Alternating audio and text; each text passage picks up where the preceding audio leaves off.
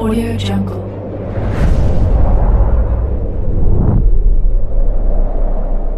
Yo, balik lagi bersama Mimin di Manhwa TV. Kali ini kita akan lanjutkan pembahasan dari cerita I'm Trapped in This Day for 1000 Years.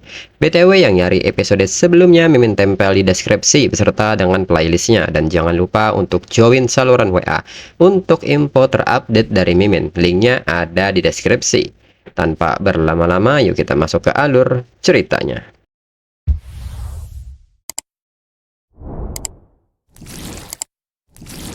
Disclaimer, mohon abaikan hal ini jika kalian sudah mengerti. Ini peringatan mengenai konten di channel ini. Video ini berisi alur cerita yang mempermudah bagi pendengarnya untuk mengetahui isi ceritanya dan memahami alur ceritanya. Jika ada kesamaan tokoh dan tempat, ini benar-benar tidak disengaja. Dan peringatan bagi pendengar untuk tidak mencontoh atau meniru perkataan maupun perbuatan yang ada di video ini. Karena cerita ini hanyalah fiktif belaka. Jika mengerti, yuk kita masuk ke ceritanya. Cerita berlanjut. Paginya, setelah Wu Chen mengisi daya baterainya, Wu Chen pun bergegas untuk bersiap-siap pergi. Sedangkan Mu Qian masih terbaring tak berdaya. Wu Chen menegur Mu Qian, apakah masih belum bangun? Mu Qian pun marah dan menyebut Wu Chen jajingan. Dirinya kurang tidur karena Wu Chen. Dirinya butuh tidur cantiknya. Di saat yang sama, Wu Chen pun melempar sebuah kertas kepada Mu Qian dan mengatakan bahwa itu adalah nomor teleponnya. Jika suatu saat ingin bertemu, maka Mu Qian bisa menghubungi nomor itu dan memintanya untuk tidak menunggunya di rumah saja. Mu Qian pun sangat senang dengan hal ini. Setelahnya, Wu Chen pun pergi keluar. Saat di luar, ternyata Wu Chen sedang diawasi oleh seseorang. Wu Chen yang menyadari hal ini segera menelpon seseorang dan mengatakan kepadanya bahwa dia mengirim seseorang untuk mengikuti dirinya selama sehari. Apa dia masih belum selesai? Wu Chen juga memberitahu bahwa dirinya akan pergi ke pelatihan dan meminta orang ini untuk datang ke tempat pelatihan dan datang untuk menemui dirinya. Kemudian di tempat pelatihan, menurut Wu Chen, dirinya telah menguasai teknik bertarung dalam 1000 tahun terakhir. Tapi kebugaran fisiknya masih belum cukup baik. Dirinya harus lebih banyak berlatih lagi. Lagi pula, dirinya menyinggung Ding Ruilong. Wu Chen tidak tahu masalah seperti apa yang akan dirinya temui di masa depan. Lalu tak lama berselang, seseorang pun datang. Wu Chen menyadari bahwa dia di sini sekarang. Sebelumnya, Wang Zhangyuan hanyalah tingkat kedua. Tetapi karena dia dan Li Tai menaiki jajaran koneksi, dia mendapatkan kekuatan dan mampu memperluas pengaruhnya. Hanya dalam beberapa tahun, Wang Zhangyuan menjadi salah satu dari 4 bos dan dia juga yang termuda. Mereka menguasai 90% industri hiburan di Laut Cina Timur. Bahkan terlibat dalam bisnis seperti penggalian dan logistik. Kemudian Wang Zhangyuan mengatakan bahwa dirinya punya sesuatu untuk dijelaskan kepada Wu Chen. Wu Chen pasti salah paham. Dirinya mengirim seseorang untuk mengikuti Wu Chen hanya untuk memastikan keselamatan Wu Chen. Dirinya tidak memiliki niat buruk. Wu Chen pun menyebut bahwa Li Ruotai mungkin tidak tahu tentang Wang Zhangyuan yang mengawasi dirinya, atau Li Ruobing. Wang Zhangyuan pasti tahu kalau Li Ruobing sangat protektif terhadap kakaknya. Jika dia tahu tentang ini, Wang Zhangyuan pasti kacau. Wang Zhangyuan pun seketika cemas mengenai hal ini. Namun Wu Chen meminta Wang Zhangyuan untuk santai. Jika dirinya ingin memberitahunya, dirinya tidak akan menelpon Wang Zhangyuan. Mendengar hal ini, Wang Zhangyuan pun bertanya, apa yang Wu Chen inginkan? Wu Chen pun menyebut bahwa dirinya hanya ingin bertemu dengan Wang Zhangyuan. Wang Zhangyuan punya banyak bawahan.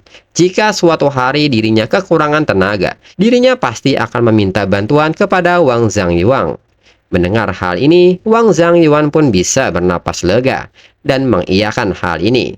Jika Wu Chen mau menggunakan tempatnya suatu saat nanti, Wang Zhangyuan meminta Wu Chen untuk tidak ragu menghubungi dirinya.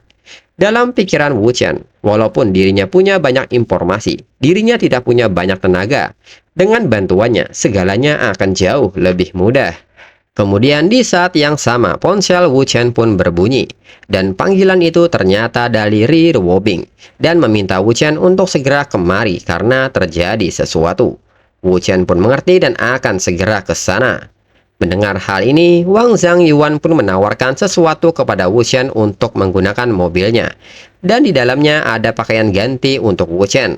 Jika Wu Chen tidak keberatan ambil ini sebagai permintaan maaf dirinya, Wu Chen bisa menggunakannya sebagai transportasi di masa mendatang. Wu Chen mengerti dan menghargai hal ini. Kemudian di kantor Li Ruobing. Saat ini di kantor Li Ruobing sedang menghadapi banyak panggilan yang masuk. Dan Li Ruobing mengatakan dalam panggilannya dan menanyakan apakah kondisinya masih buruk. Dan Li Ruobing pun menerima informasi bahwa orang yang ditugaskan tidak bisa datang ke konferensi pers. Lalu Wu Chen pun bertanya apa yang sedang terjadi. Li Ruobing pun menjelaskan bahwa juru bicara produk mereka, penyanyi wanita generasi baru Deng Suni, mengalami kecelakaan mobil. Kemarin Wu Chen membantu dirinya menemukan pengkhianat. Ding Ruilong mengetahui kalau rencananya untuk mencuri informasi sudah terungkap. Dan hari ini Deng Sunyi mengalami kecelakaan mobil. Jadi dia tidak bisa berbicara untuk produk baru Passion Symphony. Mendengar semua ini, Wu Chen pun menyebut ini jelas bukan kebetulan. Li Ruobing pun menyebut jajingan Ding Ruilong itu. Tak dirinya sangka dia melanggar aturan taruhan dan bahkan menggunakan pengaruh keluarganya. Lalu Wu Chen pun bertanya apakah Li Ruobing ingin dirinya membantunya menemukan juru bicara baru.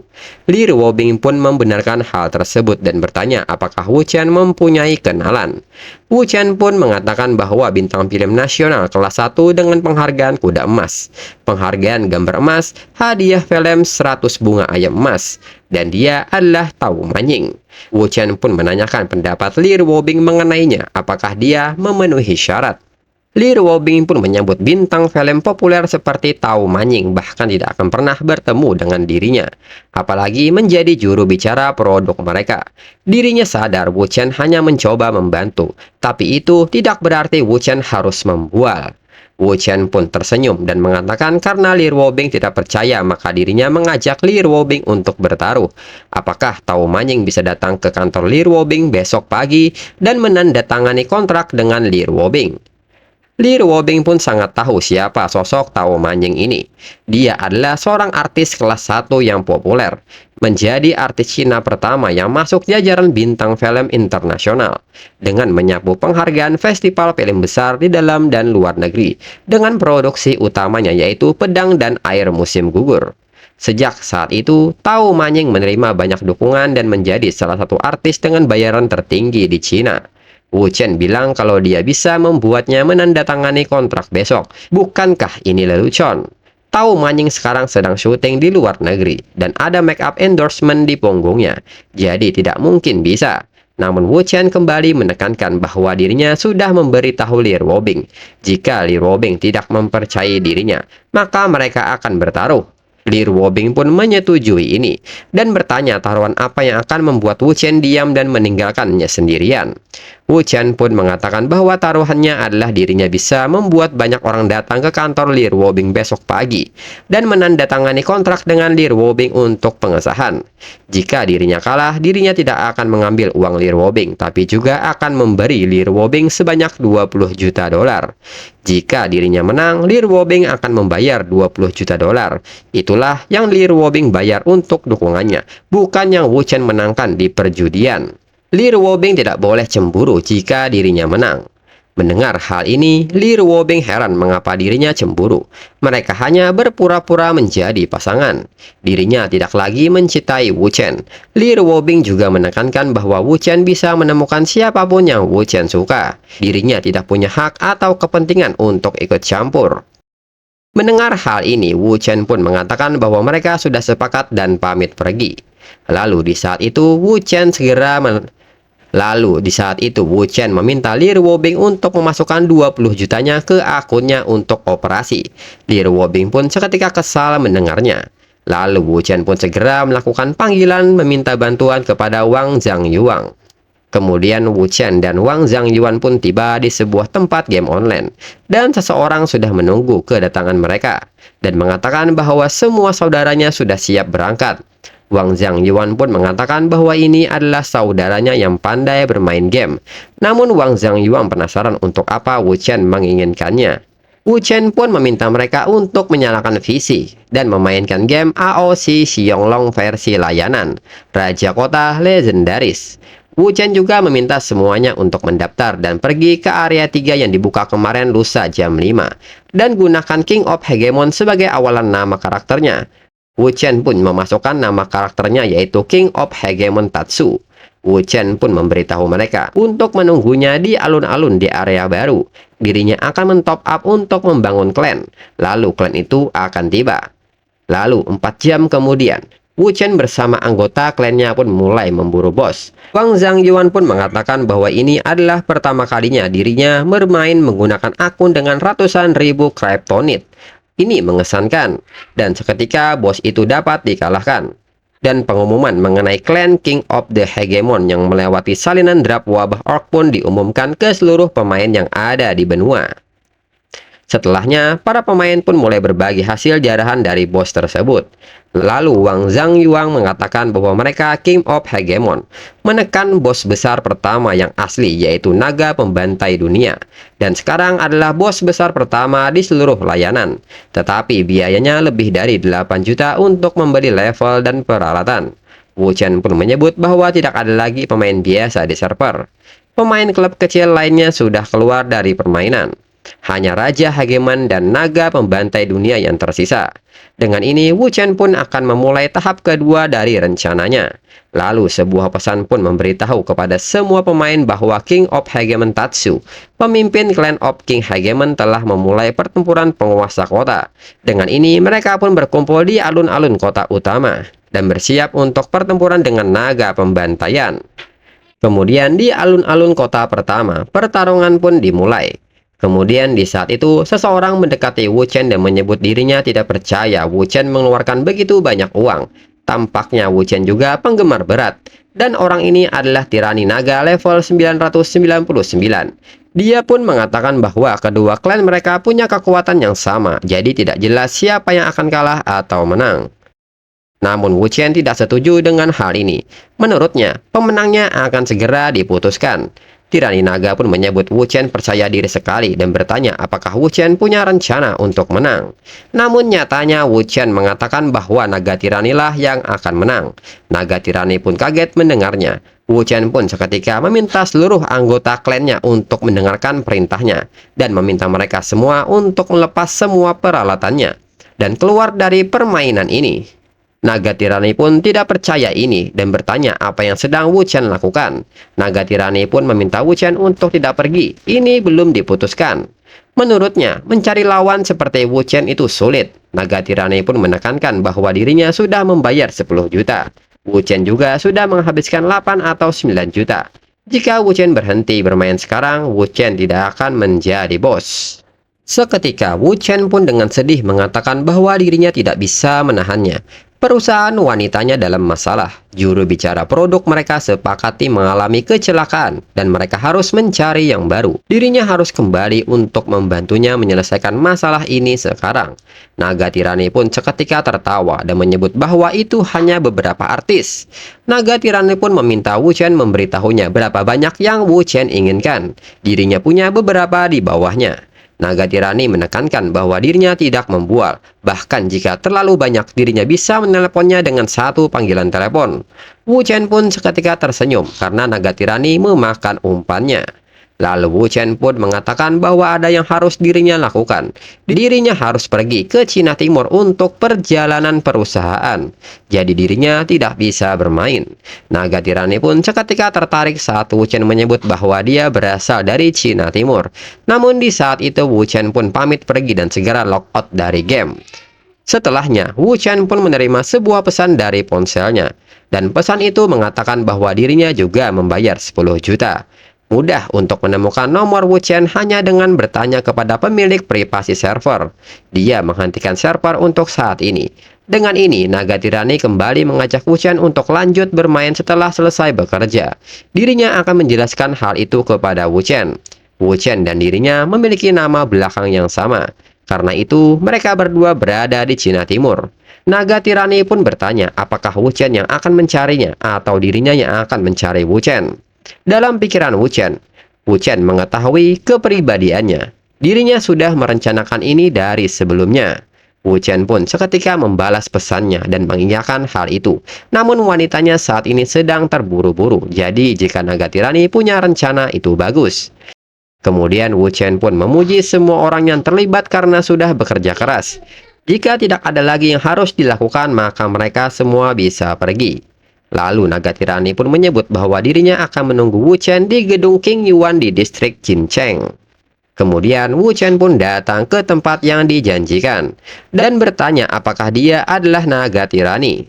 Dan diketahui dia adalah putra kedua dari keluarga Lei dari industri Hongfa, yaitu Lei Cheng 42 tahun.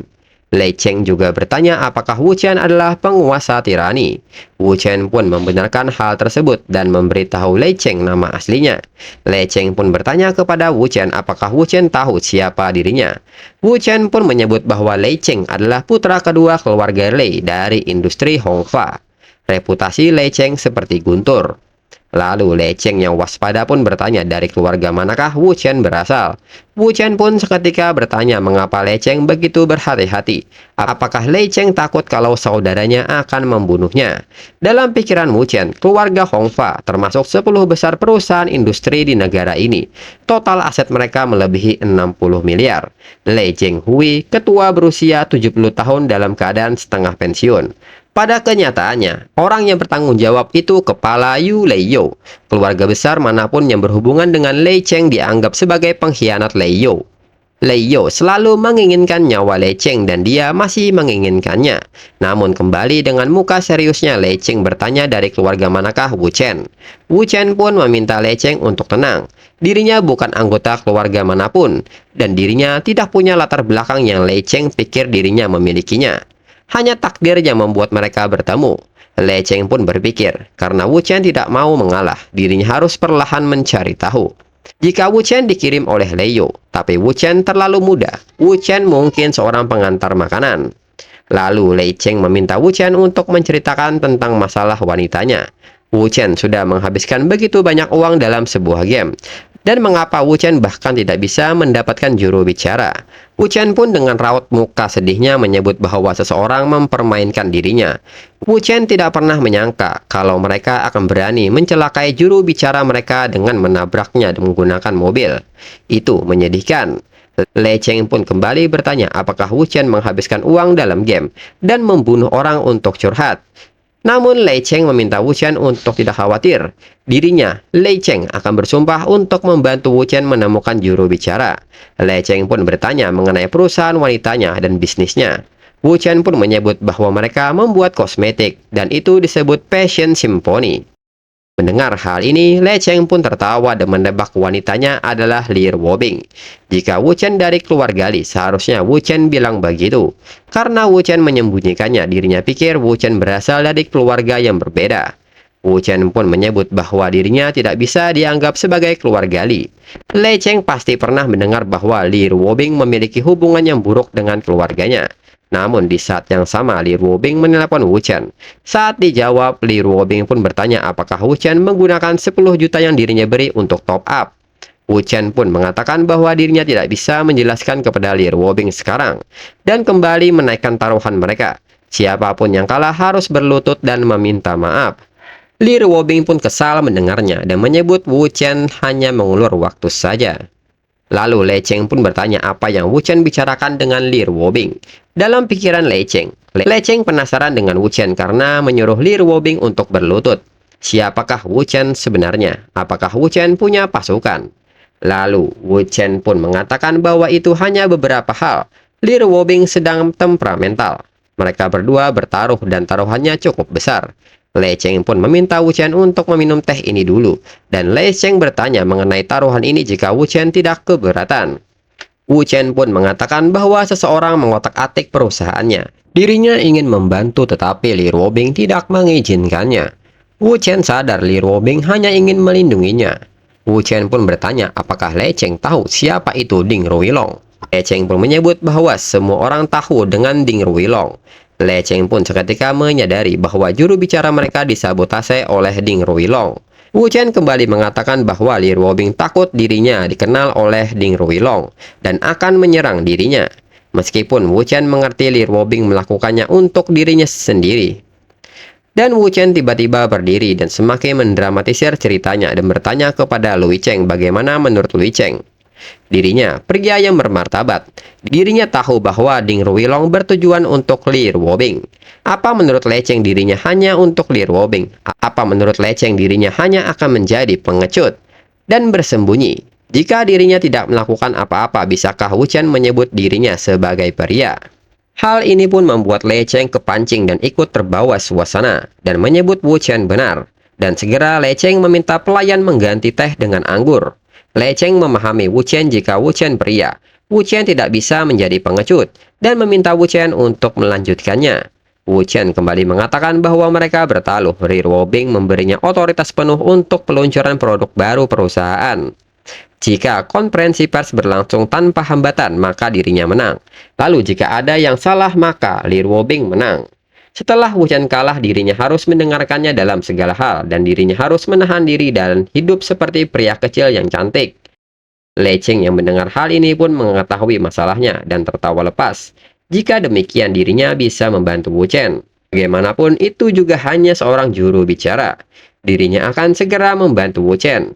Lalu Le Cheng pun sedang melakukan panggilan telepon dan terlihat seorang wanita segera mengangkat panggilan telepon tersebut. Dan wanita itu memanggil Le Cheng dengan sebutan ayah. Le Cheng pun meminta dia untuk kembali ke Cina Timur. Sapa direktur untuknya. Dan ini mendesak. Selain itu dirinya mendapat dukungan untuknya dan itu kosmetik. Le Cheng juga meminta wanita itu untuk tidak takut dengan melanggar kontrak. Dirinya akan membayarnya. Dan wanita itu pun menyetujuinya.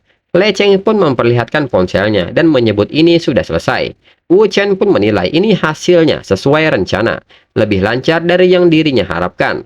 Kontrak Tao Manying tidak akan menjadi biaya yang kecil. Dirinya berencana untuk memberitahu Le Cheng tentang urusan Le Yo sebagai pertukaran. Namun Le Cheng adalah teman yang baru saja dirinya temui. Le Cheng tidak ragu untuk menyinggung Ding Ruilong dan keluarga Ding.